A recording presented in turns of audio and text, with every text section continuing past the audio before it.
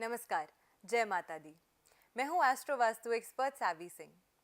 माता रानी के द्वितीय स्वरूप की पूजा अर्चना किस प्रकार से करनी है, नव दुर्गे के इस पावन अवसर में माता रानी को कैसे प्रसन्न करना है, सब कुछ आज की वीडियो में हम आपको बताने वाले हैं। माता रानी के द्वितीय स्वरूप की जब हम बात करते हैं, नव दुर्गे की द्वितीय स्वरूप की जब हम बात करते हैं, तो हम बात करते हैं माँ ब्रह्मचारिणी की। माँ ब्रह्मचारिणी की पूजा अर्चना करने से भक्त को किस तरीके के लाभ प्राप्त होते हैं, माता रानी अपने भक्तों को क्या कुछ खास प्रदान करती हैं, और इसी के साथ साथ माता रानी के इस स्वरूप की पूजा किस विधि अनुसार आपको करनी चाहिए, क्या खास भोग आपको माँ के समक्ष ज़रूर अर्पित करना चाहिए, और माता रानी का सबसे प्रिय रंग कौन सा है, वो भी हम आपको आज की वीडियो में ज़रूर बताएंगे। इसी के साथ माता रानी के इस स्वरूप की जब हम बात करते हैं, इस रूप की जब हम बात करते हैं, तो वो कैसी दिखती हैं, उनकी छवि किस प्रकार की है, ताकि आप एज एन इंडिविजुअल, आप एज अ भक्त इस छवि को समझ भी सकें और इसे अपने दिल में, अपने हृदय में उतार भी सकें, ताकि माता रानी के स्वरूप की पूजा अर्चना करते समय माँ ब्रह्मचारिणी का स्मरण करते हुए अगर आप माँ दुर्गा को कोई भी खास भोग अर्पित करते हैं, तो आपको उसका दुगना लाभ जो है वो प्राप्त होता है। अब माँ ब्रह्मचारिणी की अगर हम बात करते हैं, तो माना जाता है कि माँ ब्रह्मचारिणी का ये जो रूप है, ये जो स्वरूप है, वो अपने भक्तों को तपस्या का भाग देती हैं। इसी के साथ साथ वो अपने भक्तों को वैराग्य प्रदान करती हैं, लेकिन साथ में आपको वो आपकी लाइफ में फोकस भी बनाती हैं। अगर किसी व्यक्ति के अंदर आत्मविश्वास की कमी है, सेल्फ कॉन्फिडेंस की कमी है, सेल्फ कॉन्फिडेंस अगर कोई व्यक्ति अपनी लाइफ में लैक करता है, तो उन्हें माँ के इस स्वरूप की, इस रूप की पूजा अर्चना ज़रूर करनी चाहिए। इनकी पूजा अर्चना करने से, माँ के स्वरूप की पूजा अर्चना करने से व्यक्ति के अंदर एकाग्रता आती है, उनके थॉट्स के अंदर एकाग्रता आती है, और अपनी लाइफ में जो भी निर्णय वो लेते हैं उसको एक एंड रिजल्ट तक पहुंचाने में ऐसे व्यक्ति बहुत ही ज़्यादा सक्षम होते हैं। माँ ब्रह्मचारिणी का ये जो रूप है, उनकी पूजा अर्चना करने से भक्त के जीवन में दृढ़ निश्चय का जो संकल्प है वो आता है, वो पूर्ण होता है, और इसी कारण से माँ ब्रह्मचारिणी की पूजा अर्चना हर भक्त को नव दुर्गे के इस पावन अवसर के दौरान ज़रूर करनी चाहिए। देवी ब्रह्मचारिणी की पूजा करने से हर भक्त को कहीं ना कहीं उनके विश्वास में, उनके कॉन्फिडेंस में बढ़ोतरी होती है। माँ ब्रह्मचारिणी का ये जो स्वरूप है, ये जो रूप है, बहुत ही अलौकिक है। भक्तों के अंदर त्याग, सदाचार और इसी के साथ तप की भावना जो है वो उत्पन्न होती है अगर वो माता के इस स्वरूप की पूजा अर्चना करते हैं। माँ के दाहिने हाथ की अगर ओर हम देखते हैं, तो उसमें उन्होंने एक जप माला जो है वो धारण की हुई है, और वहीं उनके बाएं हाथ में एक कमंडल है। माता रानी सीधी खड़ी रहती हैं और हमेशा तप और जप में लीन रहती हैं। माँ का ये जो स्वरूप है वो सदा तप और जप में लीन रहता है। इस दिन पीले रंग का खास महत्व माना गया है, इसी वजह से पूजा अर्चना करते समय पीले रंग को विशेष तरीके से भक्तों को यूज़ ज़रूर करना चाहिए। माता रानी को पीले रंग की चुनरी, पीले रंग का श्रृंगार जो है वो अगर आप अर्पित करते हैं, तो उससे माता रानी बहुत प्रसन्न होती हैं। कमल का पुष्प अगर आप माता के समक्ष अर्पित करते हैं, तो इससे भी माता रानी को बहुत ही ज़्यादा प्रसन्नता जो है वो होती है। कमल के पुष्प अर्पित करने से माना गया है कि घर के अंदर बहुत ही ज़्यादा खुशियाँ, बहुत ही ज़्यादा सुख समृद्धि जो है वो बढ़ती है।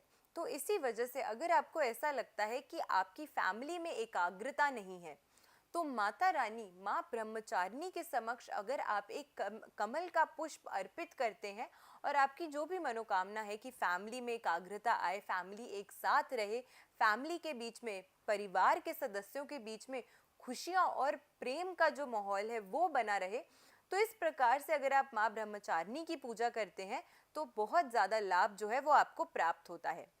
इसी के साथ माँ को कमल का फूल अर्पित करने से आपकी लाइफ में धन के जो योग हैं वो भी खुलते हैं। तो इस तरीके से अगर आप माँ के इस स्वरूप की पूजा करते हैं, माता रानी के, नव दुर्गे के द्वितीय स्वरूप माँ ब्रह्मचारिणी की पूजा अर्चना करते हैं, तो आपकी जिंदगी में, आपकी जीवन में आपको ढेर सारा लाभ जो है वो प्राप्त होता है।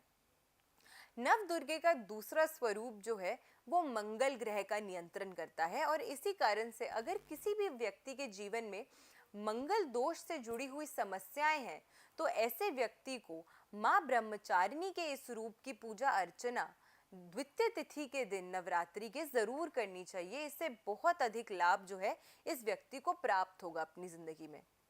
रंग की अगर हम बात करते हैं कि माता रानी को कौन सा रंग सबसे प्रिय है, तो माता रानी की पूजा में पीला रंग अवश्य आपको उपयोग करना चाहिए, और इसी के साथ माता रानी को लाल रंग जो है वो भी बहुत प्रिय है। लाल रंग, नारंगी रंग, रेड और ऑरेंज कलर्स को भी अगर आप इस पूजा में यूज करते हैं तो उससे भी माता रानी बहुत प्रसन्न होती हैं।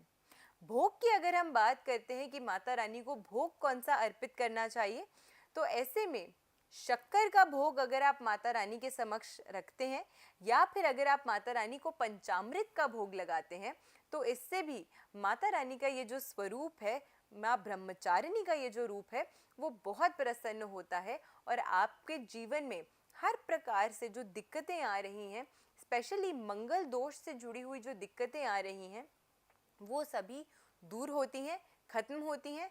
आपके खुद के सेल्फ कॉन्फिडेंस में वृद्धि होती है, और परिवार के सदस्यों के बीच में एकाग्रता आती है। एक दूसरे के प्रति प्रेम की जो भावना है परिवार के सदस्यों के बीच में वो बढ़ती है। तो इस प्रकार से आपको माता रानी के इस स्वरूप की, माता रानी के इस रूप की पूजा अर्चना जो है वो ज़रूर करनी चाहिए।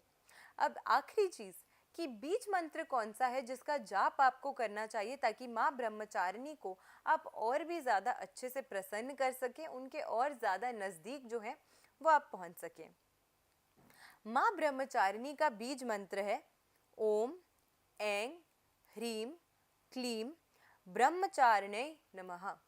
इस मंत्र का अगर आप जाप करते हैं तो उससे बहुत ही ज़्यादा लाभ आपको प्राप्त होता है। लेकिन मैं अक्सर लोगों को कहती हूँ कि अगर आपको लगता है एज एन इंडिविजुअल कि आपसे त्रुटि हो सकती है, आपसे गलती हो सकती है उच्चारण करते समय किसी भी मंत्र को, तो फिर आपको सिर्फ उस मंत्र का स्मरण कर लेना चाहिए। मुख से बोलकर फिर आपको ये जो मंत्र है उसका जाप नहीं करना चाहिए, क्योंकि गलत उच्चारण करने से भी कई सारी दिक्कतें जो है वो कहीं ना कहीं आपकी लाइफ में आती हैं। तो इसी वजह से गलत उच्चारण आपको नहीं करना है। फिर आप इस बीज मंत्र की ध्वनि भी सुन सकते हैं, आप इसके मन ही मन स्मरण भी कर सकते हैं, या फिर सिर्फ माता रानी के इस रूप का स्मरण करते हुए नव दुर्गा के समक्ष अगर आप पूजा अर्चना करते हैं तो भी आपको उतना ही लाभ जो है वो प्राप्त होता है। माता रानी अपने भक्तों की सिर्फ एक जो स्व इच्छा होती है उसी से प्रसन्न हो जाती हैं। आपके मन में जो शुभ भावनाएं होती हैं उसी से प्रसन्न हो जाती हैं। उन्हें किसी भी बड़ी वस्तु का भोग लगाने से या उन्हें कोई भी बड़ी वस्तु भेंट करने से वो प्रसन्न नहीं होती हैं, लेकिन आपके मन की शुद्धता और आपके मन के पावन भावों से वो ज़रूर प्रसन्न होती हैं। तो इस चीज़ को ध्यान में रखते हुए अगर आप माँ का स्मरण करते हैं, उनकी पूजा अर्चना करते हैं, तो आपकी लाइफ में और भी ज़्यादा खुशहाली जो है वो आ जाती है। आशा करते हैं कि नवरात्रि का ये पावन अवसर आपके और आपके पूरे परिवार के लिए बहुत ही ज़्यादा शुभता जो है वो लेकर आएगा।